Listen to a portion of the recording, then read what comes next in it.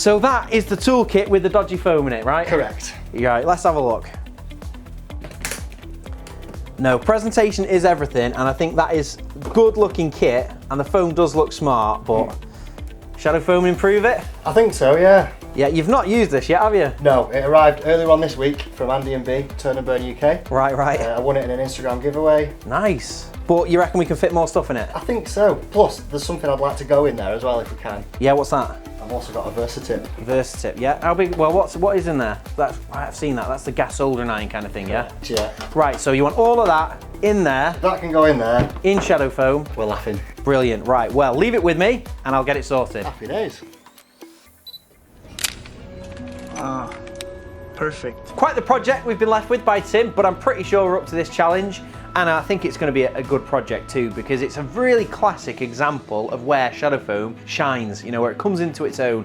A lot of these power tool kits, you get plastic molded inserts. This one's come with like this polyurethane soft foam insert, and they're pretty good for the first week because you're excited, you've got a new kit, new toy.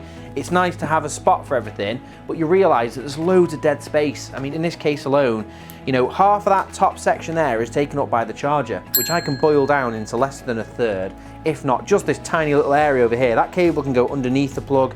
You know, I can boil these batteries down. They could stand upright rather than being laid down.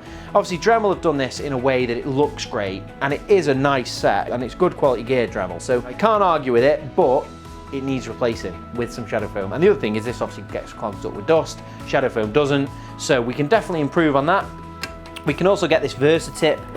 This is like a gas soldering iron. Again, it's great, and I use one of these myself. It's a great tool, but having it in this kit is also going to be better for Tim. That's what he wants as well. So I think we're probably going to have to add a couple of little tins. There's lots of little bits and bobs, so we're probably going to add a couple of tins. We've done this in our camera bag project, so go and check that out if you want to see how we've used tins in the past. Our camera bag and audio gear is all super organised, and all the little leads and things, we put them in tins to keep them organised. We don't have any leads in this project, but we do have lots of little bits and bobs, so we'll put them in a couple of tins, we'll label these, we'll get those in there. So all it needs now is some foam. So we're going to need 2 pieces of foam, 42 centimetres by 20.3, and then 34.6 by 18. So that's all we need. I'll go and cut 2 pieces of foam, we'll go for some blue, and then we can get it all organised.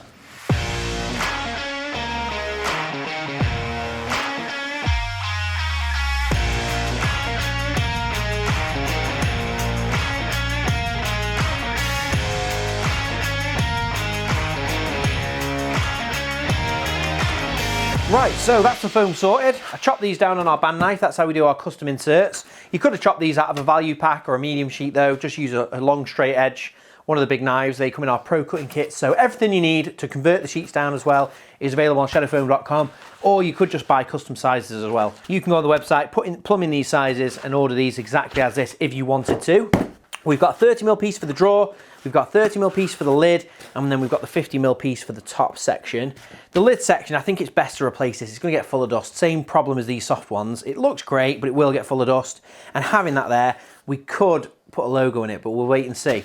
So we've got the inserts now, which means all we have to do is figure out the layout, and then I can start cutting. So first things first, let's see if I can fit all of that and all of that in these 2 inserts.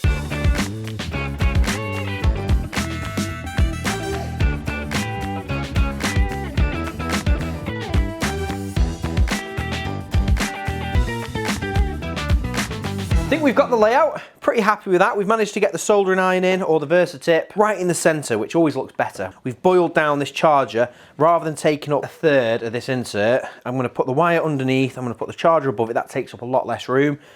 Battery over this side, that looks tidier. We've also got the accessories that go with the Versatip, and then in here, we've also boiled all of that down.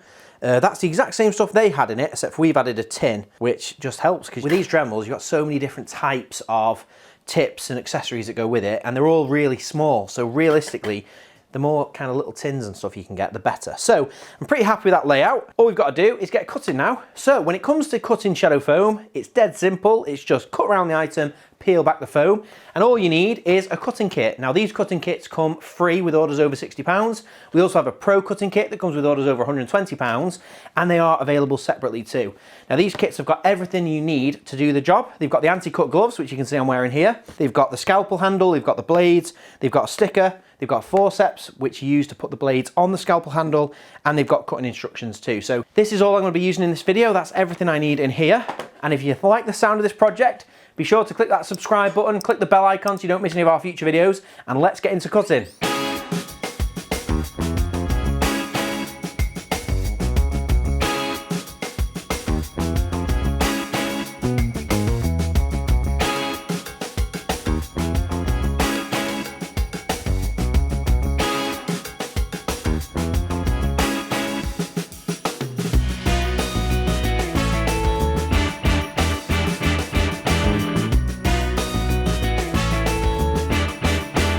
And there we go, both of them are done. That's the bottom drawer, looking really good. We've managed to fit a fair few more items in that one than the original. Let's have a look at the original actually.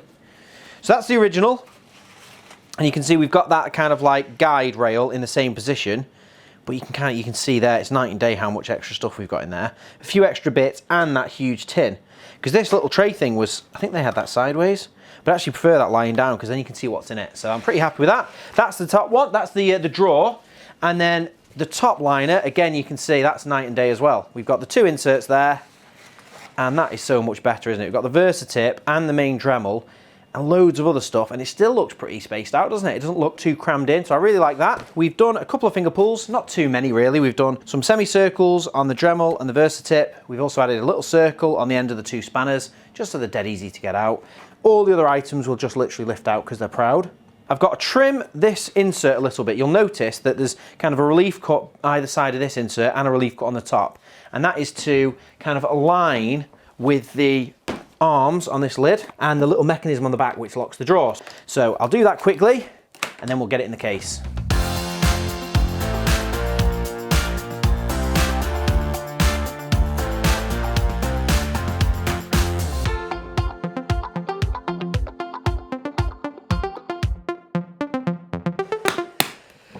So that is a project, but I think we can probably level it up, but I think we'll get Tim in, we'll see what he thinks, and let's see if there's anything else we can do with it. Right, so Tim's back. Hello. Finished, and I think it looks better. I'll let you do the honours, have a look, see what you think. Oh, here we go. Oh, how cool's that? More stuff in it, isn't there? It's chock full. And then the drawer's done as well. Wow, that's so cool, that. Well, we fitted more stuff in there, and the thing is, it still doesn't look that cramped, does it? No, not at all, no. Yeah, I think it needs a logo. What do you reckon about doing something up here? Oh yeah, for sure. Yeah, so your channel's TF Turner, you've got a TF logo, right, yeah? How do you feel about cutting one of them? I mean, I've not cut shadow foam before, but we'll give it a go for sure. Well, we can't be having that, definitely. Today is your day to get cutting foam. Right, let's get the logos printed.